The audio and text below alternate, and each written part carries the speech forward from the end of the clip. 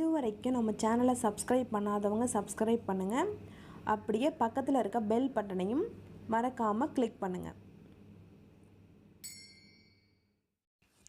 Hello friends, welcome to things new Tamil channel.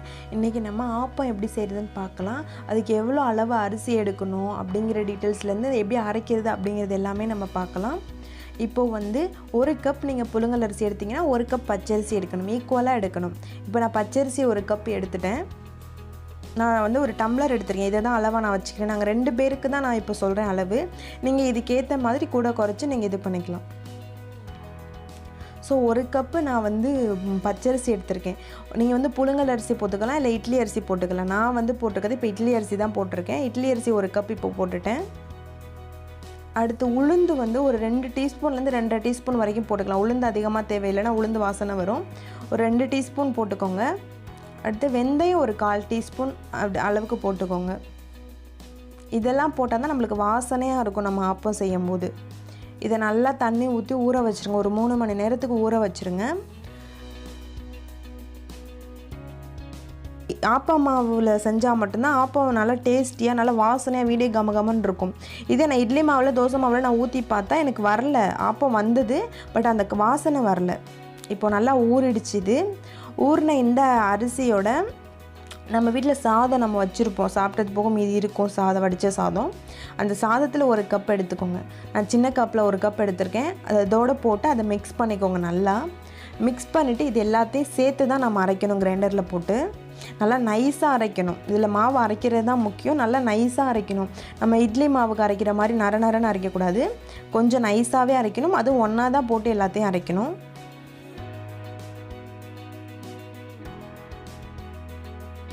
அரைச்சிட்ருக்கு. Actually நான் ஏன் door mat போட்டிருக்கேன் அப்படின்னா, எனக்கு அந்த சவுண்டு ரொம்ப அதிர்ற மாதிரி இருக்கும். அப்படிங்கிறதுனால கீழே டோர் மேட் போட்டு வச்சேன்னா அந்த சவுண்டு ரொம்ப கேட்காது. அதனால வச்சுருக்கேன். இப்போ நான் அரைச்சி வச்சுட்டேன் இந்த மாவை.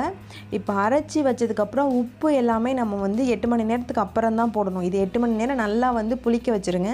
அது பொங்கி வரும். 8 மணி நேரத்துக்கு அப்புறம் நம்ம பார்ப்போம் எப்படி இருக்குது அப்படின்னு.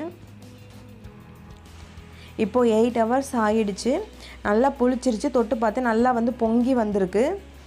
ஸோ இதில் நம்ம இப்போ உப்பும் கொஞ்சோண்டு பேக்கிங் சோடாவும் நம்ம போடணும்.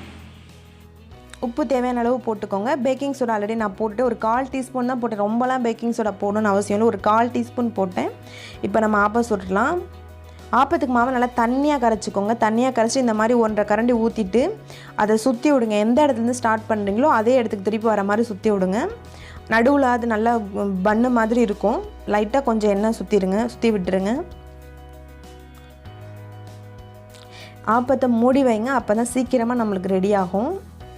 சிம்லே வைங்க, இல்லை சிம்மை விட கொஞ்சம் அதிகமாக வைங்க. ஃபுல்லாக வச்சிங்கன்னா நடுவில் வேகாமல் சுற்றி சீக்கிரமாக வெந்துடும். நடுவில் மட்டும் வேகாமல் இருக்கும். ஸோ சிம்லே வச்சு வேக விடுங்க. இப்போ நம்ம வெந்துருச்சான்னு பார்ப்போம். நடுவில் வேகலையோன்னு எனக்கு தோணுது.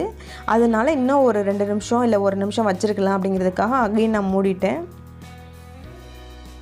ரொம்ப ஈஸி தான் ஆப்பம். வீட்டில் கண்டிப்பாக ட்ரை பண்ணி பாருங்கள். இப்போ நம்ம பார்க்கலாம். ரெடி ஆகிடுச்சு. அப்படியே சைடில் பாருங்கள், நல்லா செவந்து வந்திருக்கு. நடுவில் நல்லா வெந்துடுச்சு.